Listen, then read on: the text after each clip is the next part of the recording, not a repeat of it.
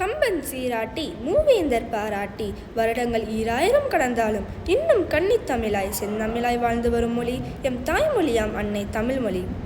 அத்தமிழ் மொழியின் பெருமையை சிறப்பிக்க வகையில் நாம் ஒவ்வொரு ஆண்டும் பிப்ரவரி 21ஆம் நாள் உலக தாய்மொழி தினமாக கொண்டாடி வருகிறோம். இந்நன்னாளை சிறப்பிக்க வந்துள்ள எம் தலைவர் PMJ விஜயதர்ஷன் அவர்களுக்கும், எம் பள்ளி செயலாளர் திரு AASSK அனந்த்குமார் அவர்களுக்கும், எம் பள்ளி பொருளாளர் திரு M நாகராஜன் அவர்களுக்கும், எம் பள்ளி முதல்வர் திருமதி K காருண்யா சந்திரகலா அவர்களுக்கும், அறிவாகிய விளக்கினை ஏற்றுகின்ற இருபால் ஆசிரியர் பெருமக்களுக்கும், சேற்றில் மலர்ந்த செந்தாமிரையாய் மலர்ந்திருக்கும் மாணவ செல்வங்களுக்கும், கடமையை கண்ணாக கருதும் அலுவலக பணியாளர்கள் அனைவருக்கும் இனிய வணக்கத்தை கூறி வருக வருக என வரவேற்கிறோம்.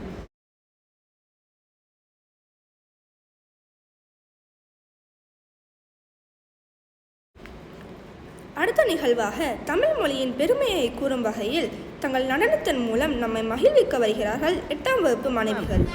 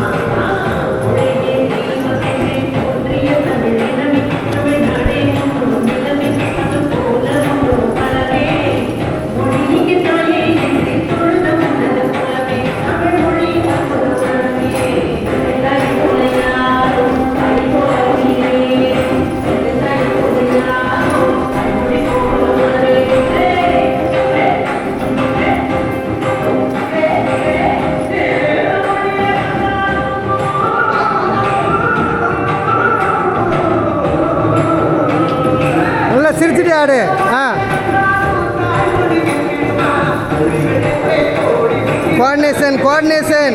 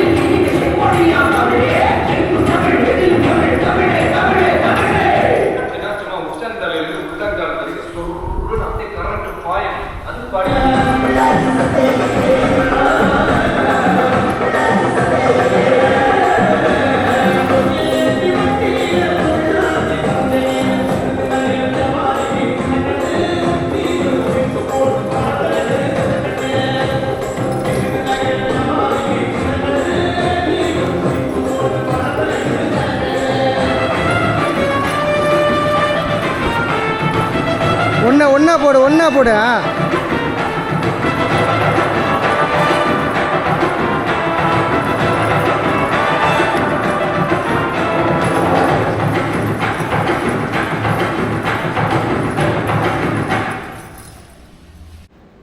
தங்கள் நடனத்தின் மூலம் நம்மை மகிழ்வித்த 8ஆம் வகுப்பு மாணவிகளுக்கு நன்றிகளை தெரிவித்துக் கொள்கிறேன்.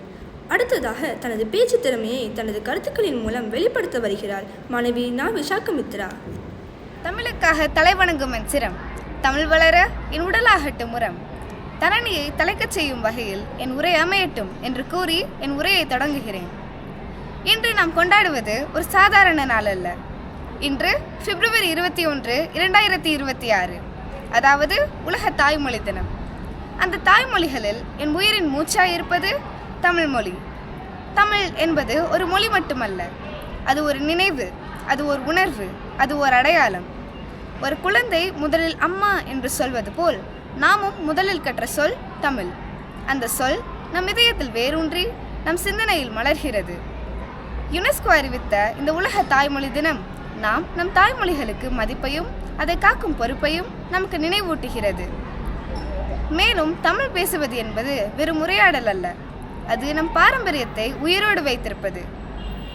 நாம் நம் தாய்மொழியை மதிப்பது நாம் நம் தாயை மதிப்பதற்கு சமம். தமிழ் இந்த உலகின் மிகவும் பழமையான செம்மொழி.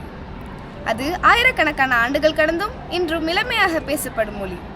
அதில் உள்ள இலக்கணங்களும் இலக்கியங்களும் கடல் போன்றது. அதில் உள்ள சொற்கள் முத்துக்கள் போன்றவை. ஆகையால் நண்பர்களே, நீங்கள் அனைவரும் தமிழை பாடப்புத்தகத்தில் மட்டும் வைக்காதீர்கள். தமிழை பேசுங்கள், தமிழை எழுதுங்கள், தமிழை சிந்தியுங்கள். ஏனெனில் நாம் இன்று தமிழை காப்போம் என்றால் தமிழ் நம்மளை என்றும் காப்பாற்றும். இத்திருநாளில் வாய்ப்பளித்ததற்கு நன்றி கூறி விடைபெறுகிறேன். நன்றி, வணக்கம்.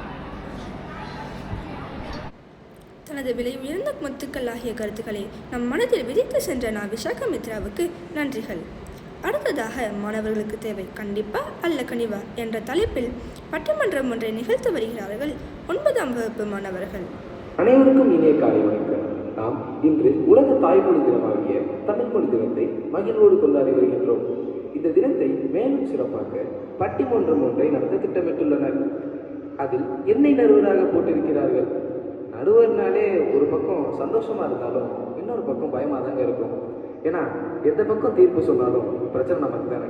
சரி, அதை விடுங்க, என் பிரச்சனைலாம் எதுக்கு உங்கள்கிட்ட சொல்லிக்கிட்டு இப்போ நம்ம தலைப்புக்கு வருவோம். மாணவர்களுக்கு பெரிதும் தேவை கண்டிப்பா அல்லது கனிவான்றதான் தலைப்பு. இது ரொம்ப ஓல்டு ஃபேஷன் மாதிரி இருக்குல்ல. 2 பேர்த்துக்கு தான் போட்டியே, ஒன்று கனிவு, இன்னொன்று கண்டிப்பு. கண்டிப்புன்ற அணியிலிருந்து பேச வந்திருக்காங்க சகோதரி ஸ்ரீவர்ஷா, சகோதரி டாஃப்னி ஜாய், சகோதரி சுவேதா.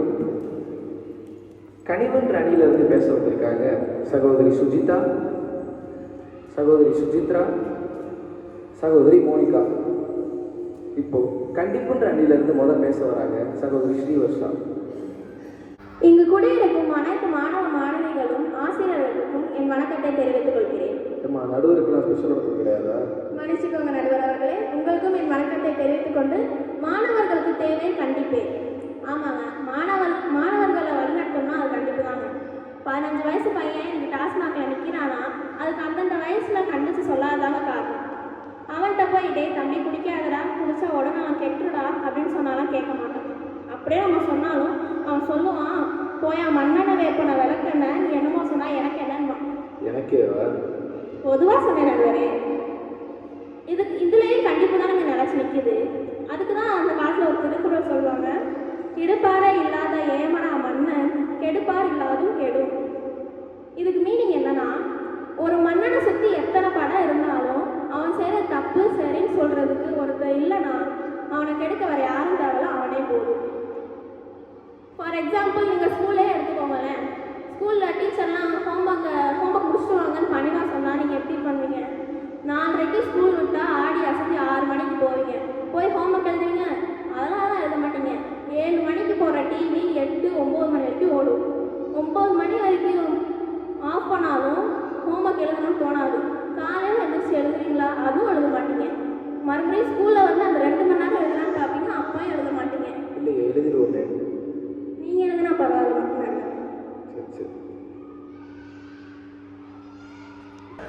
ஆனால் அந்த இடத்துல டீச்சர் வந்து ஹோம்ஒர்க் பண்ணிட்டு வா, எல்லாரும் நான் வெளியில் உட்கார வச்சுருவேன் அப்படின்னு சொன்னால் நம்ம பண்ணிட்டு வரோம். இந்த இடத்துல கண்டிப்பு தானே நினச்சி நிற்குது. இதுக்கு தான் அந்த காலத்தில் சொல்லுவாங்க, ஆடுற மாட்டை ஆடி தான் கறக்கணும், பாடுற மாட்டை பாடி தான் கறக்கணும். ஓடி கறங்க நடுவர் அவர்களே.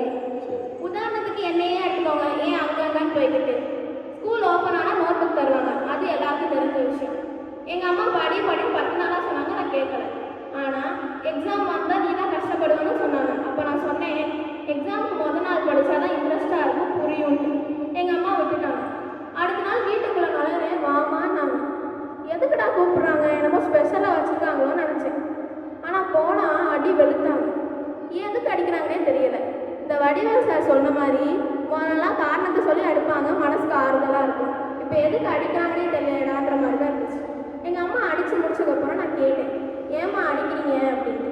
எங்கள் அம்மா அதுக்கு சொன்னாங்க, படின்னு சொன்னா நீ கேட்க மாட்டல, அடித்தாலாவது திருந்துவல அப்படின்னு. ரொம்ப ஸ்பெஷலான பரிசாக கொடுத்துருக்காங்க. இல்லை, அன்னையிலேருந்து நான் என்ன பண்ணிட்டேன், 6 மணிக்கு வீட்டுக்கு போனேன், அப்போலேருந்தே படிக்க ஆரம்பிச்சிடுறது. இந்த இடத்துலையும் கண்டிப்பாக தான் நான் நினச்சிருக்குது. இதுக்கு தான் அந்த காலத்தில் சொல்லுவாங்க, குச்சி எடுத்தால் தான் குரங்கு அடங்கும். குச்சி எடுக்கிறனா குரங்கு ஆடாத தெரியாது நடுவரவே. குச்சி எடுத்தால் தான் குரங்கு அடங்கும்னா அப்போ குச்சி எடுத்து தாங்க ஆகணும். அப்பா அம்மா டீச்சர்லாம் திட்டுற அளவுக்கு நம்ம ஏன் வச்சுக்கணும், இல்லை கண்டிக்கிற அளவுக்கு ஏன் வச்சுக்கணுன்றேன். சிம்பிளாக ஒரு அட்வைஸ் சொல்கிறேங்க. அப்பா அம்மா சொல்கிறத கேட்டுட்டு கம்முன்னும், டீச்சர் சொல்கிறத கேட்டு கொட்டிட்டு இருந்தால் லைஃப்பில் ஜம்முன்னு இருக்கலாங்க. இது சர்க்கார் படத்தில் தளபதி சொன்னது தானே? அப்படியே வச்சுக்கோங்க நடுவர் அவர்களே. லாஸ்ட்டாக ஒரு எக்ஸாம்பிள் சொல்லி முடிச்சுருந்தேங்க. நம்மலாம் இப்போ டான்ஸ் லிட்டில் பிரின்சஸாக போயிட்டோம். இப்போலாம் என்ன பண்ணுறோம், எங்கள் அப்பாலாம் எழுப்பி விட்டால் கண்ணே மணியே அப்படின்னு எழுப்பாங்க.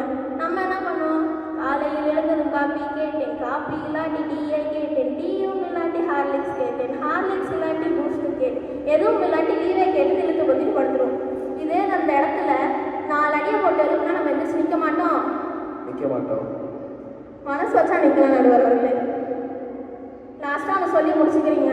இந்த கால ஜென்ரேஷனில் வாழைப்பழத்தோலை உரிச்சு தாங்க கொடுக்க முடியும். திணிக்கணும்னு சொன்னாங்கன்னா திணிச்சு தாங்க ஆகணும். இன்றைய சமுதாயத்தில் பெற்றோர்கள் படின்னு சொல்கிறது கொடுமைப்படுத்துறது இல்லைங்க. நாளைக்கு நீ பசின்னு கையேந்து நின்றக்கூடாதுன்றதுக்காக தான் சொல்கிறாங்க. அது கொடுமைப்படுத்துறதா நீங்கள் நினைக்காதீங்க. ஒன்று சொல்லி முடிச்சிருக்கிறேங்க. முடிச்சிடுறேன் 4வது தடவை சொல்கிறீங்க. இன்னைக்கு நீங்கள் சந்தோஷமாக இருந்தீங்கன்னா நாளைக்கு நீங்கள் கஷ்டப்படுவீங்க. அதே இன்னைக்கு நீங்கள் கஷ்டப்பட்டு படிச்சிட்டிங்கன்னா நாளைக்கு நீங்கள் சந்தோஷமாக இருப்பீங்க. எனவே மாணவர்களுக்கு தேவை கண்டிப்பே என்று உரையை முடிக்கிறேன். நன்றி, வணக்கம். தன்னுடைய கருத்துக்களை சிறப்பான வகையில் சொல்லி விடைபெற்றார் ஸ்ரீவர்ஷா அவர்கள். இப்பொழுது அவர்களை எதிர்த்து கனிவே சிறந்தது என்று பேச வருகிறார் சுஜிதா அவர்கள். மதிப்பிற்குரிய நடுவர் அவர்களே, ஆசிரியர் பெருமக்களே, மாணவர்களே, உங்கள் அனைவருக்கும் வணக்கம். நம் பிள்ளைகளை வழிநடத்த பெரிதும் தேவை கனிவே. ஆமாங்க, பிள்ளைகளின் வளர்ச்சிக்கு நிச்சயமா தேவை கனிவுதாங்க. பிள்ளைங்களுக்கு கண்டிப்பு எதற்கு தேவைன்னா, மன அழுத்தத்தையும் படிப்பின் நாட்டு என்பதையும் தரும். ஏன்னா நான் கூட ஒரு மாணவி தாங்க. இப்போ ஆசிரியர் என்கிட்ட கண்டிப்பாக படின்னு சொன்னால் ஈஸியான சப்ஜெக்டாக இருந்தாலும் அது கஷ்டமாக தெரியுங்க. இதே இது ஒரு கண்டிப்போடு சொல்லட்டும், கஷ்டமான சப்ஜெக்ட் கூட ஈஸியாக தெரியுங்க.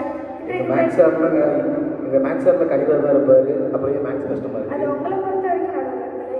இன்றைக்கு பெற்றோர்கள் எல்லாரும் என்ன நினைக்கிறாங்க, தன் பிள்ளை கல்வி கற்கணும்னு நினைக்கிறாங்க. அதாங்க அவங்களும் நினைக்கிறாங்க. இந்த காலத்து பிள்ளைங்களுக்கு எத்தனையோ பிரச்சனைகள் இருக்கு. அதில் முதல் பிரச்சனைன்னு பார்த்தீங்கன்னா, பெற்றோர்கள் அடுத்த பிள்ளைங்களோட கம்பேர் பண்ணி பேசுகிறாங்க. அடுத்ததாக ஒரு பிரச்சனை இருக்கு. என்னன்னு கேட்குறீங்களா? சொல்கிறேன். எக்ஸாம் ஹால் தாங்க. எக்ஸாம் ஹாலுக்குள்ளே போனோடனே பாதி பேருக்கு ஜுரம் வந்துடுங்க. நம்ம எக்ஸாம் ஹாலுக்குள்ளே போனோடனே நம்ம மிஸ்ஸு நம்ம கையில் கொஷின் பேப்பர் கொடுக்கும்போது நமக்கு என்னங்க தோணும்? ஒன்றுமே தெரியாது எங்கள் கையில் கொஷின் பேப்பர் கொடுத்துட்டு எல்லாம் தெரிஞ்ச உங்கள் கையில் ஆன்சர் பேப்பரை கொடுக்குறீங்க தாங்க தோணும். டீச்சர்ஸ்ட்டை தான் சொல்லணும். அடுத்ததாக ஒரு பிரச்சனை இருக்குங்க. என்னன்னு கேட்குறீங்களா? மார்க் ஷீட் தாங்க. நம்ம மிஸ்ஸு நம்ம கையில் பேப்பர் கொடுக்கும்போது நம்ம அம்மாட்ட போய் காப்போம். அம்மா என்ன சொல்லுவாங்க? பக்கத்து வீட்டு பிள்ளை எவ்வளோ மார்க்குன்னு கேட்பாங்க. அதுவும் அந்த பிள்ளை நல்லா வேற படிச்சிருக்கும். 100க்கு 90, 95 எடுத்திருக்கோம். நம்ம எவ்வளோ எடுத்திருக்கோம்? 50, 60 எடுத்திருக்கோம். அம்மா கேட்பாங்க, அந்த பிள்ளையால மட்டும் எடுக்க முடிஞ்சிச்சு, ஒன்னாலேயே எடுக்க முடியல அப்படின்னு கேட்பாங்க. ஆனால் அப்படி கேட்காம ஒன்னாலே எடுக்க முடியும்னு ஒரு கனிவோடு சொன்னால் அடுத்த எக்ஸாம்பிள் உங்கள் பொண்ணு தாங்க முதல்ல நிற்கும். ஒரு பள்ளியில் நடந்த சிறு நிகழ்வை பற்றி சொல்கிறேன் கேளுங்க. ஒரு நல்லா படிக்கிற பிள்ளை எக்ஸாம் மறந்துட்டு வீட்டிலேயே இருந்துச்சு. ஆசிரியருக்கு ஒரே பயம். 1 வருஷம் கஷ்டப்பட்டு படிச்சிச்சு, அந்த பொண்ணு எக்ஸாமுக்கு வரலன்னு ஒரே பதட்டம்.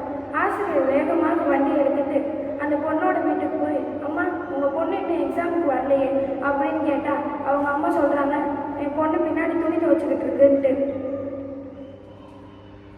அந்த இடத்துல இருக்கிற அந்த ஆசிரியருக்கு என்னங்க தோணும்? நல்ல 4 அடி போட்டு கூட்டு வரணும் தானுங்க தோணும். ஆனால் அந்த ஆசிரியர் அப்படி பண்ணாமல் கனிவோடு சொன்னாங்க, இன்னைக்கு உனக்கு எக்ஸாமா, நீ படித்த கேள்வி தான் வரும்னு. ஆனால் நீங்கள் சொன்னால் நம்ப மாட்டீங்க, அந்த பொண்ணு 100க்கு 75 மதிப்பெண்கள் எடுத்துருந்துச்சுங்க. உங்கள் எல்லாத்துக்கும் ஹெலன் கில்லரை பற்றி தெரியும். அவர் சொல்கிறேன் கேட்டுக்கோங்க நடுவர்களே. அவர் சிறு வயசில் இருக்கும்போதே ஜுரம் வந்த காரணத்தினால கண்ணு தெரியாமலையும் காது கேட்காமலையும் போயிடுச்சு. எப்படி ஜுரம் வந்தால் கண்ணு கேட்காம? அது ஒரு ரேர் டிசீஸ் நடுவர்களே. ஆனால் அந்த இடத்துல இருக்க அந்த பெற்றோர்கள் என்ன நினைப்பாங்க, தன் பிள்ளை கல்வி கற்கணும். அப்படிதான் நடுவர்களே. ஏன் சொல்கிறேன்னா, இப்போ நான் தடிக்கு விழும்பொழுது சொன்னார், நான் தடுக்கி விட பிறந்தவள் அல்ல, எழுந்து நிற்க துணிந்தவள் ஆவேன் என்று என் ஆசிரியர் என்னை ஊக்குவித்தார்கள். இந்த குழந்தைகளை கனிவாகவே வளர்க்க வேண்டும் என்று ஆணித்தரமாக கூறி விடைபெறுகிறேன். நன்றி, வணக்கம். தன்னுடைய கருத்துக்களை சிறப்பான வகையில் சொல்லி விடைபெற்றார் சுஜிதா அவர்கள். இப்பொழுது அவர்களை எதிர்த்து கண்டிப்பு என்ற அணியிலிருந்து பேச வருகிறார் ராஃபிஸ் அவர்கள். பேரன்பிற்கும் பேர்மதிப்பிற்கும் உடைய நடுவர் அவர்களே, ஒரு மனிதன் பிறப்பது கருவறை, மரிப்பது கல்லறை, தன் இடைப்பட்ட வாழ்க்கையை வலுப்படுத்துவது வகுப்பறை என்று சொல்வார்கள். அந்த வகுப்பறை தேசத்தின் சிற்பிகளான ஆசிரியர் பெருமக்களே, நாளைய தேசத்தின் நம்பிக்கை நட்சத்திரங்களை நாங்கள் நம்பிக்கொண்டிருக்கும் என் மாணவ தேவதைகளே, இவர்கள் அனைவருக்கும் என் கனிவான வணக்கங்களை தெரிவித்துக் கொள்கிறேன். இப்போதான் வணக்கமே வருதா? எதிரணியிலிருந்து சுஜிதா வந்தாங்க, ரொம்ப அருமையாக பேசினாங்க. அவங்க சொல்கிறாங்க, எப்போ பார்த்தாலும் படின்னு சொல்லக்கூடாது, கனிவாக தான் சொல்லணுமா. கனிவான என்ன சொல்கிறது, படிமா பட்டுமா, உனக்கு நான் செஞ்சு தரேன் உப்புமா, இப்படி உட்காந்து இருந்தால் தப்புமா அப்படின்னு சொன்னால் நீங்கள் படிக்க வாங்க போறீங்க. படிங்கிறத வேற எப்படி தான் சொல்கிறது. இதில் அவங்க ஆச்சரியமாக சொல்கிறாங்க, எங்களுக்கு பிடிக்காத விஷயம் எக்ஸாம்னு. பள்ளிக்கூடத்துக்கு எதுக்கு தான் வரோம்? உங்களுக்கு கேம்ஸ் விளையாட பிடிக்கும், உங்களுக்கு பிக் பாஸ் பிடிக்கும், உங்களுக்கு சினிமா பிடிக்கும், அதை போடுவோம் உட்காந்து எக்ஸாம் பதில் 3 மணி நேரம். இதிலிருந்து பாகம் பிடிக்க நம்ம வாழ்க்கையில் எது முக்கியமோ அதை கண்டிப்போடு தான் கற்றுக்கொள்ள வேண்டும். அதற்கான இடம் தான் பள்ளிக்கூடம். இது என்ன சினிமா தேட்டரா நீங்கள் வந்து நல்லா ஜாலியாக என்ஜாய் பண்ணிட்டு போடுறது? இதில் அந்த பிள்ளை 90 மார்க் எடுத்தால் எடுக்கட்டும், நீ 60 மார்க் எடுக்கிறது சாலை சிறந்தது அப்படின்னு கொஞ்சம் தாங்க சொல்லணும். அப்படி சொன்னாலும் அடுத்து என்ன பண்ணுவீங்க, 30 மார்க் எடுத்துகிட்டு வந்து நிற்பீங்க. அதனால் பரவாயில்ல, அடுத்த முறை நான் இன்னும் 15 மார்க் எடுக்கிறேன்னு சொல்வீங்க. இதுக்கு நான் என்ன பண்ணுறதுன்னு எனக்கு தெரியல. இதில் ஹெலன் கெல்லரை பற்றியெல்லாம் பேசுகிறாங்க. அவங்க விதிவிலக்கு 1000ல் சில பேர் அப்படி இருப்பாங்க. அவங்களுக்குன்னு அர்ப்பணித்த ஆசிரியர் இருந்திருக்காங்க. இதெல்லாம் யதார்த்தமான வாழ்க்கைக்கு பொருந்துமா நடுவர் அவர்களே? பொருந்தாது. கொஞ்ச நாள் முன்னாடி ஒரு பள்ளிக்கூடத்தில் 12ஆம் வகுப்பு மாணவன் கேட்டுக்கு வெளியே வச்சு 10 பேரோட சேர்ந்து அவன் பிறந்த நாளை கொண்டாடி இருக்கான். அதை பார்த்து அவங்களுடைய ஆசிரியர் வேற எங்கேயாவது போய் கொண்டாட சொன்னது அந்த 10 மாணவர்களும் அந்த ஆசிரியரை போட்டு அடிச்சிருக்காங்க. அதை பார்த்த காவல்துறையினர் அந்த 10 பேரை தூக்கி சிறைச்சாலையில் அடைச்சிருக்காங்க. அவங்க அந்த ஆசிரியர் ஆரம்பத்துலேருந்தே அவங்ககிட்ட கண்டிப்போடு இருந்தது தான் இல்லையா அவங்க சிறைச்சாலைக்கு போயிருப்பாங்களா? ஒன்று சொல்கிறேன் கேட்டுக்கோங்க. நம்மளை நம்ம அம்மா அப்பா கண்டிக்கணும். அவங்க 2 பேரும் கண்டிக்கலைன்னா நம்ம ஆசிரியர் நம்மளை கண்டிக்கணும். அவங்களும் கண்டிக்கலைன்னா நம்ம இந்த சமுதாயம் அவங்கள கண்டிக்கும் என்பதை பெற்றோர் உங்கள் குழந்தைங்களுக்கு சொல்லி வளங்க. அவங்க சொல்கிறாங்க, நாங்கள் உங்கள் அன்புக்காக ஏங்கணும், நீங்கள் எதுக்காக ஏங்குறீங்கன்னு எங்களுக்கு தெரியாதா? முன்னாடிலாம் அப்பா வேலை முடிச்சுட்டு வீட்டுக்கு வந்தால் பிள்ளைங்க குடுக்குடுன்னு ஓடி போய் ஸ்நாக்ஸ் வாங்கிட்டு வந்திருக்காங்களான்னு பார்ப்பாங்க. இப்போ தடுன்னு ஓடுறாங்க. எதுக்கு? அவர் கையிலேருந்து ஃபோனை வாங்குறதுக்காக. இப்போ தெரியுதா நீங்கள் எதுக்காக ஏங்குறீங்கன்னு? செல்ஃபோனில் ஏதாவது யூஸ்ஃபுல்லாக பார்க்குறீங்களா? இதில் பப்ஜின்னு ஒரு கேம் இருக்குது. அதில் 10 பேர் விளையாடுவாங்க, 100 பேர் விளையாடுவாங்க. டே அவனை அடிடா, டே அவனை சொல்கிறான்னு சொல்லி விளாண்டு அதுக்கு அடிக்டாகவே ஆயிடுறாங்க. எல்லாத்துக்கும் ஒரு டைம் லிமிட் இருக்கணும் இல்லையா? அந்த டைம் லிமிட் தான் கண்டிப்பு. மாணவர்களே, நம்ம தான் புரிஞ்சுக்கணும். கண்டிப்பு என்பது அதிகாரமோ அடக்குமுறையோ இல்லை. நம்ம மேலே நம்ம பெற்றோர்களும் ஆசிரியர்களும் வச்சிருக்கிற அக்கறையின் அடையாளம் தான் கண்டிப்பு. பங்கிம் சந்திர சாட்டர்ஜி பிரிட்டிஷ் பீரியடில் ஜாயின்ட் கலெக்டராக வேலை செஞ்சார். அவருடைய குரு, அதாவது அவருடைய ஆசிரியர், பங்கிம் நீ உன் பேருக்கு ஏற்ற மாதிரி தான் நடந்துக்கிற, உன் பேருக்கு அடுத்தோம் வளைந்த நிலா, நீ ஆங்கிலேயர்களிடமும் வளைந்து நெருங்கி தானே நம்ம நாட்டை ஆள உதவுற அப்படின்னு சொல்லி பங்கிம் சந்திர சாட்டர்ஜிக்கு மனசில் முள்ளு மாதிரி குத்துச்சுன்னா தட்டி போட்டு போக வேண்டியதானே? சொல்கிற கருத்தை மட்டும் கேளுங்க நடுவர் அவர்களே. சரி. அதனால் அதை அவர் உணர்ந்து சுதந்திர போராட்டத்தில் பங்கேற்று வந்தே மாதரம் என்ற வார்த்தை நம்ம கொடுத்தாரு. இதன் காரணம் அவருடைய குருவோடைய கண்டிப்பு தான். அதனால் கண்டிப்பு தான் அவசியம் தேவை என்று நான் விடைபெறுகிறேன். நன்றி, வணக்கம். தன்னுடைய கருத்துக்களை ஆணித்தரமாக கூறிய உரையை முடித்தார் ராஃபிஸ் அவர்கள். இப்பொழுது அவரை எதிர்த்து பேச வருகிறார் சுஜித்ரா அவர்கள். நடுவர் அவர்களே, மேடையில் அமர்ந்திருக்கக்கூடிய அறிஞர் பெருமக்களே, மாணவ மாணவிகளே, ஆசிரியர்களே, என் இனிய காலை வணக்கம். இப்போ அந்த அணியில் வந்து டாக்டர் வந்து பேசினாங்க, ரொம்ப அருமையாக பேசினாங்க. ஸ்ரீவாசா வந்து சொன்னாங்க, அவங்க அம்மா அடிக்கிறனால தான், டீச்சர் அடிக்கிறனால தான் நான் ஹோம்ஒர்க் பண்ணுறேன்ட்டு. ஆனால் நீங்கள் இந்த மேடையில் இவ்வளோ அழகாக பேசுவீங்களே, உங்களுக்கு வான்மதி அம்மாவும் ஜெகஸ்ரீ அம்மாவும் பெருமெடுத்து கண்டித்து சொல்லி தந்தாங்களா இல்லை கனிவோடு சொல்லி தந்தாங்களா? கண்டிப்பு ஒருவேளை ஹோம்ஒர்க் செய்யறதுக்கு வேணால் உதவலாம், ஆனால் கனிவு தாங்க இந்த மாதிரி மேடையில் சிறப்பாக தோண்டி விளக்குவதற்கு உதவும். இப்போ இவங்க சொல்கிறாங்க, ஆடுற மாட்டை ஆடித்தான் கறக்க ஆடித்தான் கறக்கணும். ஓடுற மாட்டை ஓடி கறக்கணும் தான் சொன்னாங்க. பார்த்துட்டு நடுவர்களே, கோல் எடுத்தாதான் குரங்க ஆடுண்டு. நம்ம பிள்ளைங்களை பற்றி பேசுகிறோம். நீங்கள் பிள்ளைகளை மிருகங்களோட கம்பேர் பண்ணுறீங்க. அது பண்ணக்கூடாது தான் கான்செப்ட். கிராம பகுதியிலலாம் முருங்கால காய்க்கிறனா விளக்கமாக தான் அடித்து விளக்கமாதே கட்டி தொங்க விடுவாங்க. அந்த கண்டிப்பு வளர்ந்த சில பேருக்கு வேணால் உதவலாம். ஆனால் அது ஒரு சீரு காற்று அடித்தா கூட நொறுங்கி போயிடும். அதனால தாங்க அதுக்கு முருங்கை மரமே போயிடுச்சு. ஆனால் தென்னை மரத்தில் காய்க்கிறனா அது பக்கத்தில் குழந்தைங்க சிரித்து விளையாண்டாலோ இல்லை அதுக்கு அடியில் மனிதர்கள் பேசி பழகினாலோ தென்னை காய்த்து தள்ளிவிடும். அதனால தாங்க அதை தென்னை பிள்ளைன்னு சொல்லுவோம். மற்ற மரத்தெல்லாம் நம்ம மாமரம் ஆலமரம் தான் சொல்லுவோம். ஆனால் தென்னை மரத்தை மட்டும்தாங்க தென்னை பிள்ளைன்னு சொல்லுவோம். பிள்ளைகள் மீது அன்பு காட்டுங்கள் என்று ஒவ்வொரு இடத்திலும் தென்னை பிள்ளை சொல்லிக்கொண்டே இருக்கிறது. பழங்காலத்து புலவர்கள் எல்லாம் சொல்லுவாங்க, அவரை விதையை ஓட்டில் வறுத்து ஒரு ஈர மண்ணில் போச்சுன்னா 4 நாள் கழிச்சு என்ன பண்ணுறது? நீங்களே சொல்லுங்க. அந்த விதை விதைச்ச அடையாளமே தெரியாது. ஆனா அதே மண்ணில் ஒரு நீர் தெளித்த விதையை போச்சு வச்சோன்னா அதுவா சொன்னா பலரும் நினைக்கிறேன் அது 4 நாள் கழிச்சு அது முளைவிட்டு கிளம்பும். அதனால தாங்க நான் சொல்றேன், பிள்ளைகளை கண்டிப்புன்ற பேர்ல வறுத்து எடுக்காதீங்க. அவங்களை அந்த மண் ஒருபோதும் வளர உதவவே உதவாது. டி. ராஜேந்திரன் ஒரு கட்டுரை புத்தகம் எழுதியிருக்காரு. அதுல அவரோட பள்ளி பருவத்தை தான் எழுதியிருக்காரு. அதுல முதல் கட்டுரையிலே சொல்றாரு, அவரு எங்கேயாச்சும் குருகுலத்துல இருந்து எங்கேயாச்சும் பிள்ளைகள் கேள்வி கேட்டு தான் குரு பதில் சொல்லியிருக்காரே தவிர குரு கேள்வி கேட்டு பிள்ளைகள் பதில் சொல்லியிருக்காங்களா? சொல்லியிருக்காங்களா? தெரியலையே. உதாரணத்துக்கு எங்க கிளாஸே எடுத்துக்கோங்களே, ஆசிரியர் வருவாங்க, பாடம் நடத்துவாங்க, நாங்களும் பாட்டு பாடுவோம். ஆனா ஆசிரியர் எங்களை கேள்வி கேட்டா நாங்க பதில் சொல்லுவோமா? சொல்ல மாட்டோம். அதுதாங்க உண்மை. பிள்ளைகளுக்கு பிறக்கும் போதே கல்வி கற்கும் ஆற்றல் இருக்கனால தான் சிறு பிள்ளைகள் அது என்ன இது என்ன சொல்லி கேள்வி கேட்டுட்டே இருப்பாங்க. அதனால தான் நான் சொல்றேன், பிள்ளைகளை ஸ்கூல் என்ன கேள்வி கேட்கக்கூடிய பிள்ளைகளை என்ன பண்ணுது, ஸ்கூல் எக்ஸாம்ல கேள்வி கேட்குது, டீச்சர் கேள்வி கேட்குறாங்க. அதனால தான் சொல்றேன்னா, பிள்ளைகளை கேள்வி கேட்கக்கூடியனால தான் பிள்ளைங்களோட அறிவு மறுக்கடிக்கப்படுது. எக்ஸாம்பிளுக்கு ஃபோனை எடுத்துக்கோங்களேன், அவங்க சொல்றாங்க ஃபோனால தான் கெட்டு போறாங்கன்ட்டு. ஆனா பெரியவங்க அதை பார்க்க போது அது ரீசெட் ஆகிடுமோ டெலிட் ஆகிடுமோ நினைப்பாங்க. ஆனால் சிறு பிள்ளைகள் அது ஏதோ ஒன்று இருக்குன்னு சொல்லிட்டு எல்லாத்தையும் கற்றுப்பாங்க. இது என்ன ஸ்கூல்ல கற்றுப்பாங்க? கம்ப்யூட்டர் கிளாஸ் சொல்லுவாங்கல்ல, எனக்கு தெரியல நடுவர். ஏன்னா அன்னை தெரசா ஒன்று சொல்லுவாங்க, நீங்க எந்த வேலையை எவ்வளோ நேரம் செய்றீங்களோ அது முக்கியம், ஆனா எவ்வளோ அன்போடு செய்றீங்களோ அதாங்க ரொம்ப முக்கியம். அன்னை தெரசா தமிழாமா தெரியும்? தெரியும் நடுவர். இப்போ கொடுக்குன்றது வளைவை குறிக்கும் வாக்கம். கொடுக்கு வளைவாக இருக்கனால தான் அதுக்கு கொடுக்குனே பேர் இருந்துச்சு. மாங்கு கத்தி வளைவாக தான் இருக்கும். தமிழ் அறிஞர்கள் அன்பையும் கனிவையும் ரொம்ப அற்புதமாக சொல்லியிருக்காங்க. அவங்க சொல்றாங்க, கொடுப்பவனும் சரி வாங்குவவனும் சரி கனிவோடு இருக்க வேண்டும் பணிவோடு இருக்க வேண்டும் தமிழ்லேயே சொல்லியிருக்காங்க. இப்போ மருத்துவர்கள், இந்த காலத்து மருத்துவர்கள் தான் ஊசி தராங்க, சரி வாங்கி போட்டுக்கிறாங்க. அது நோயாளிகள் வாங்கி பயனடைஞ்சுப்பாங்க. ஆனால் அன்பை கொடுக்கும் போது மட்டும்தாங்க நோயாளியும் சரி கொடுப்பவனும் சரி வாங்குவனும் சரி மருந்தாக பயன்படுத்துவாங்க. இதுவே கனிவின் சிறப்பு என்று கூறி என் விடைபெறுகிறேன். நன்றி, வணக்கம். தன்னுடைய கருத்துக்களை ஆழ்த்தரமாக கூறி தன் உரையை முடித்தார் சுசித்ரா அவர்கள். இப்பொழுது அவர்களை எதிர்த்து பேச வருகிறார் சுகைனா. அனைவருக்கும் என் இனிய காலை வணக்கம். இந்த பொண்ணு பேசி முடிக்கிறப்ப கனிவே என்னை ஆணித்தனமாக சொல்லி முடிச்சாங்க சுஜிதா.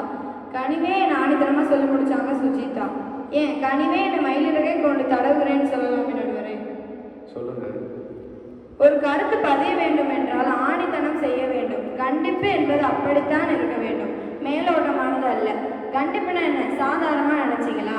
பிரம்பை நடாதவன் தன் மகனை பகைக்கிறான்னு விவிலியத்திலே சொல்றாங்க. Spare the rod spoil the chicken. நல்லா யோசிச்சு பாருங்க, இன்னைக்கெல்லாம் நம்ம குழந்தைங்களை எப்படி வளர்க்கணும்? எல்லாரையும் சேர்த்து தான் சொல்றேன். வீட்டில் அம்மா அப்பா கண்டிக்க கூடாது, பள்ளிக்கூடத்தில் ஆசிரியர் கண்டிக்க கூடாது. அப்புறம் எப்படிங்க அவங்க ஒழுங்காக வளருவாங்க?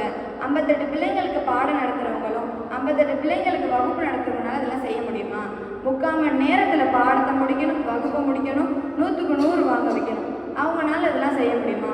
நடுவர் நினைக்கிட்டேன். சரி கேளுங்க. கனிவுனா என்னங்க அர்த்தம்? கனிவுனா எப்படி இருக்கணும் சொல்லுங்க. இனிமேல் நம்ம இந்த மாதிரி செஞ்சிடலாம். டெய்லி டீச்சர்ஸ் வந்ததுக்கப்புறம் ஸ்டூடெண்ட்ஸோட காலத்தொட்டு கும்பிட்டு, ஐயா நீங்கள் ஒழுங்காக படிங்க, நீங்கள் ஒழுங்காக படித்தா தான் எனக்கு சம்பளம், நீங்கள் ஒழுங்காக படித்தா தான் எனக்கு இந்த ஸ்கூலில் வேலை அப்படின்னு சொல்ல முடியுமா? குருன்றதுக்கு ஒரு மரியாதை வேணாம். பஸ் டே அன்னைக்கு ஒரு பையன் கையில்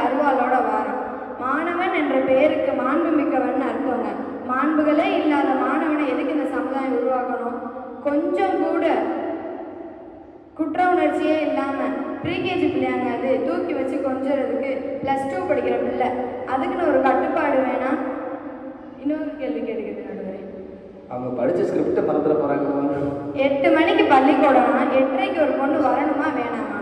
8:45க்கு ஒரு பொண்ணு வருது, வாமா இப்போவாச்சும் வந்தியே, ஏன் ஒரு 9 மணிக்கு வரக்கூடாது அப்படின்னு சொல்லலாமே. அதில் சுஜிதா வேற சொல்கிறாங்க, ஒரு பொண்ணு எக்ஸாம் அன்னைக்கு எக்ஸாமை மறந்துச்சான். ஆமாங்க, அவங்க இந்திய சீன பிரச்சனையை பற்றி பேசிகிட்டு இருக்காங்க. எக்ஸாம் அன்னைக்கு எக்ஸாமை மறந்துடுவாங்க. எக்ஸாம் ஆரம்பித்து அரை மணி நேரம் கழித்து அவங்க டீச்சர் அந்த பொண்ணை காணான்றதை கவனித்து அந்த பொண்ணோட வீட்டுக்கு போய் அந்த பொண்ணை கேட்டிருக்காங்க அவங்க அம்மா கிட்ட. அந்த பொண்ணை துணி துவச்சிருந்த பொண்ணை கூப்பிட்டு மேக்கப் பண்ணி ரெடி பண்ணி எக்ஸாம் எழுத வைக்கிறாங்க. நல்லா யோசிச்சு பாருங்க சார், எக்ஸாம் ஆரம்பித்து ஒரு அரை மணி நேரம் கழித்து யாருமே எக்ஸாம் எழுத முடியாது. அப்படியே அந்த பொண்ணு எக்ஸாம் எழுதி 75 மார்க் வாங்குது. அந்த பொண்ணை 2 துவத்து வச்சிருந்தா நேரம் எக்ஸாம் ஒழுங்காக எழுதிருக்கும்ல. விவேகானந்தர் சொல்றாரு, தனிமையில் என்ன நினைக்கிறீர்களோ அதுவாகவே மாறுவீர்கள் அப்படின்னு சொல்றாரு. நம்மளோட தனிமை இன்னைக்கு எந்தெந்ததோ கெடுத்துட்டு இருக்குங்க. நம்ம ஒரு கட்டுப்பாடோடு இருந்தால் தானங்க நம்ம தனிமையை நம்ம என்ஜாய் பண்ண முடியும். சுதந்திரம் என்பது கட்டுப்பாட்டை அற்ற நிலை அல்லங்க. சுதந்திரம் என்பது அவரவர் கட்டுப்படுத்தி கொள்ற நிலை தாங்க சுதந்திரம். உங்களுக்கு ஒன்று தெரியுமா, பிக் பாஸ்ல கூட ஜெயில் இருக்கு. உள்ள போனால் கஞ்சியும் களியும் தாங்க குடிக்கணும். அப்போ தண்டனைன்றது எல்லா இடத்துலையுமே இருக்கிறது தான். தண்டனைன்னு ஒன்று இருந்தால் தான் இந்த உலகம் கொஞ்சமாவது உருப்பட்டு இருக்குங்க. கண்டிப்பால குழந்தைங்களை கண்டிச்சு வளங்கன்னு சொல்கிறோம், ஆனால் அவங்க கண்டிக்கவே வேணாம், அன்பை மட்டும் தாங்கன்னு அவங்க சொல்கிறாங்க.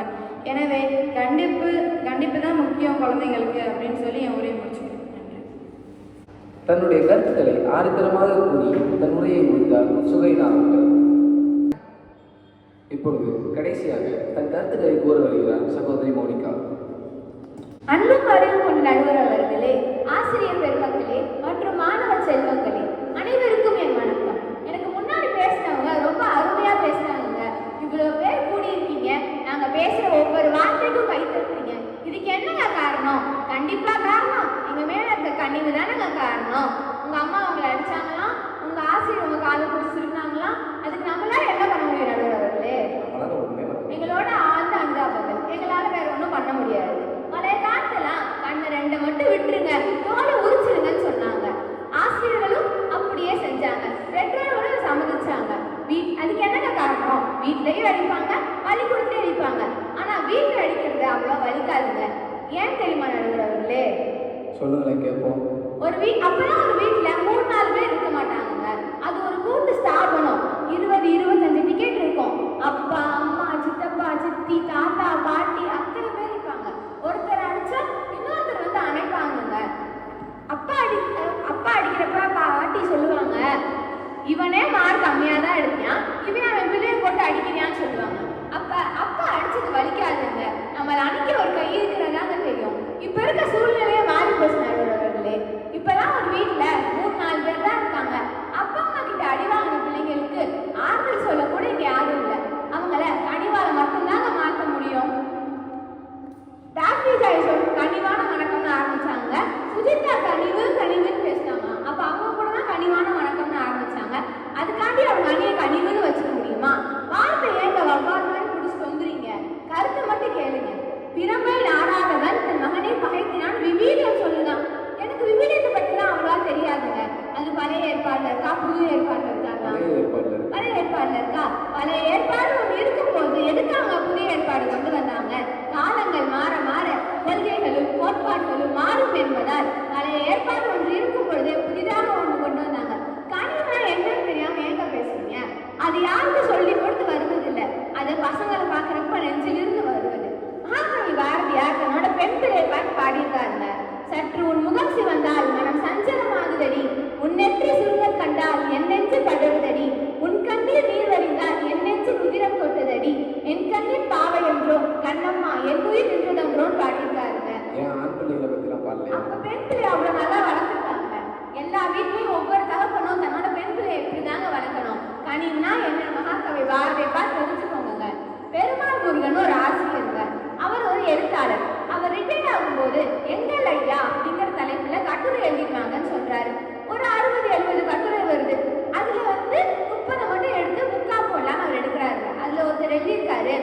யார் சொல்றதே கேட்க மாட்டேன். எனக்கு என்ன பிடிச்சிருக்கோ அதை தான் செய்வேன். ரவுடித்தனமாக தான் சுற்றுவேன். என்னை மாறினது பெருமாள் ஆசிரியர். ஏன் தெரியுமா நடுவர் அவர்களே? சொல்லுங்களேன் கேட்போம். அவர் ஒரு நாள் கூப்பிட்டுருக்காரு அந்த பையனை. கூப்பிட்டோன்னா கொஞ்சம் பேசணும்ப்பான்னு சொல்லியிருக்காரு. உட்கார சொல்லியிருக்காரு. அதுக்கு அந்த பையன் சொல்றியான், நீங்க ஆசிரியர், நான் மாணவன், உங்களுக்கு சமமா நான் எப்படிங்க உட்காருன்னு கேட்குறப்ப நம்ம 2 பேரும் இங்கே பேச வந்திருக்கோம் அப்படின்னு சொல்லி உட்கார வச்சு பேசினாருங்க. அந்த வார்த்தை அவங்களோட எவ்வளோ போகுச்சான். அவர்கிட்ட கேட்டிருக்காரு, நம்ம பள்ளியில் இலக்கிய மன்றம் ஒன்று வருது, அதுக்கு நன்றி உரை சொல்லுவியான்னு கேட்டிருக்காரு. அந்த பையன் ஐயா எனக்கு அதெல்லாம் வராதியான்னு சொல்லியிருக்கான். அதுக்கு இவர் சரி வரவங்களுக்கு வேண்டிய உதவி செஞ்சு தருவியான்னு கேட்டிருக்காரு. இவங்களும் சரின்னு சொல்லியிருக்காங்க. 8 வாரம் இந்த இலக்கியம் பண்ணி முடிஞ்சக்கப்புறம் நன்றி உரை சொல்ற பையன் வரல, அதுக்கு பண்ணலாம் நீ நன்றி உரை சொல்லுவியான்னு கேட்டிருக்காரு நடுவர் அவர்களே. அதுக்கு அந்த பையன் சொல்லியிருக்கான் சரின்னு சொல்லியிருக்கான். இன்னைக்கு அந்த பையன் எங்க இருக்கான்னு உங்களுக்கு தெரியுமா நடுவர் அவர்களே? நீங்களே சொல்லுங்க. இன்னைக்கு அந்த பையன் தமிழ்நாடு ஆங்கில விரிவுரையாளராக இருந்து கல்லூரி முதல்வராகி தமிழ்நாடு உயர்கல்வித்துறை துணை டைரக்டரா இருக்காருங்க. இதுக்கு என்ன காரணம் தெரியுமா? அன்னைக்கு மற்ற ஆசிரியர் மாதிரி அவங்க மண்டையை தட்டி பேசாம படினா இருந்தா அவர் இவ்வளவு தூரம் போயிருக்க மாட்டாங்க. ஒன்னாலே முடியும் சரிக்கு சம உட்கார வச்சு பேசினாலதாங்க அவங்க இவ்வளவு தூரம் போயிருக்காங்க. அதெல்லாம் நமக்கு எது நடுவுறவர்களே? இதுக்காக அது நம்ம வெற்றிக்கு இதாங்க காரணமா இருந்துச்சு. இன்னைக்கு இருக்க பசங்களுக்கு எவ்வளவு பிரச்சனை வேணா இருக்கலாம். வீட்டுல பிரச்சனை, சமுதாயத்துக்கு பிரச்சனை, சுற்றுச்சூழல பிரச்சனை, அதை எல்லாத்தையும் ஆசிரியர்கள் அறிஞ்சு அதுலேருந்து அந்த மாணவங்களை வெளியே கொண்டு வந்தா மட்டுமே அவங்களோட எதிர்காலம் நல்லா இருக்கும். சுகைனா சொன்னாங்க பிக் பாஸ்ல கூட ஜெயில் இருக்கான். பிக் பாஸ் பெரிய புனிதத்தனம், அதையே உதாரணமா எடுக்கிறீங்க.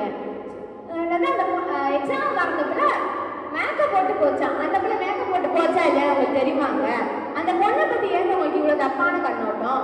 8 மணிக்கு ஸ்கூலுக்கு வரும், 8:30 மணிக்கு அட்டெண்டன்ஸ் எடுப்பாங்க, 9 மணி வரைக்கும் அந்த பிள்ளையை காணும்.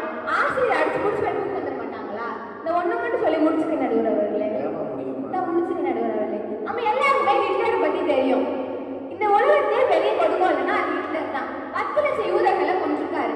அவர் ஒரு நாள் 6 மாச குழந்தையில இருந்து 3 வயசு குழந்தை வரைக்கும் டாப் இல்லாத லாரியில ஜெர்மனில இருந்து ரஷ்யா வரைக்கும் அனுப்பியிருக்காரு. எப்படி? ஜெர்மனில இருந்து ரஷ்யா வரைக்கும், அதுவும் டாப் இல்லாத லாரியில. அந்த குழுவிலே அந்த குழந்தைகள்லாம் இறந்து போச்சு. இதை கேட்ட ஹிட்லர் சொல்லியிருக்காரு, that's what I want. யூத இனம் அழிய வேண்டும் என்றால் அதில் இருக்கும் குழந்தைகளும் அழிய வேண்டும் சொல்லியிருக்காருங்க.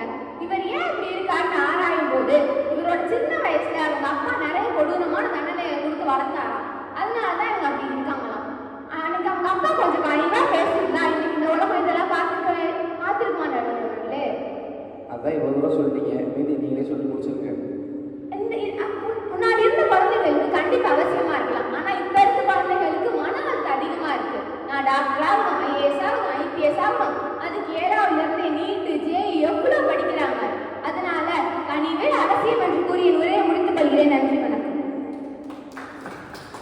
தன்னுடைய கருத்துக்களை சிறப்பாக சொல்லி வெளியிட்டார் மோனிகா அவர்கள். இப்போது நீங்கள் எல்லாம் ஆவலாக காத்துட்டு தீர்ப்புக்கு வந்துருவோமாப்பா? சரி. மண்ணுக்கு செடி தேவை, செடிக்கு உரம் தேவை, உரத்திற்கு மறை தேவை. அதுபோல ஒரு நல்ல பட்டிமன்றத்திற்கு ஒரு நல்ல தீர்ப்பு தேவை. தீர்ப்பை சொல்ல நான் தேவை, அதை கேட்க நீங்கள் தேவை. இப்படி தேவை தேவை தேவைன்னு சொல்லிக்கிட்டே போனால் இன்னும் நிறையா சொல்லிக்கிட்டே போகலாம். இப்படி வள கடவுளன்னு பேசாமல் முடிவுக்கு வந்துடுவோம். இது எல்லாத்தையும் யோசித்து பார்க்கும்போது அறுசுவைகள் இருந்தால் தான் அது ஒரு நல்ல உணவு. அதே போல் எந்தெந்த இடத்துல எவ்வளவு பொருட்களை சேர்க்கணுன்றது இருக்குது. அதுபோல் ஒரு மாணவனின் வாழ்க்கையில் நிறைய பிரச்சனை இருக்கும். அந்த இடத்துக்கு ஏற்ற மாதிரி கனிவையோ கண்டிப்பையோ சரியான அளவில் கொடுத்தா அந்த மாணவன் தன் வாழ்க்கையை சாதிப்பார் என்று கூறி என் தீர்ப்பை வழங்கி விடைபெறுகிறேன். நன்றி, வணக்கம். முக்கணியின் இன்சுவையை தங்களது பட்டிமன்றத்தின் மூலம் நமக்கு விளக்கிய 9ஆம் வகுப்பு மாணவர்களுக்கு நன்றிகளை நம்பிகின்றேன். இதுவரை நடந்த அனைத்து நிகழ்வுகளையும் இனிமையாக பார்த்து கழித்த அனைவருக்கும் நன்றிகளை தெரிவித்து விடைபெறுகிறேன். நன்றி, வணக்கம்.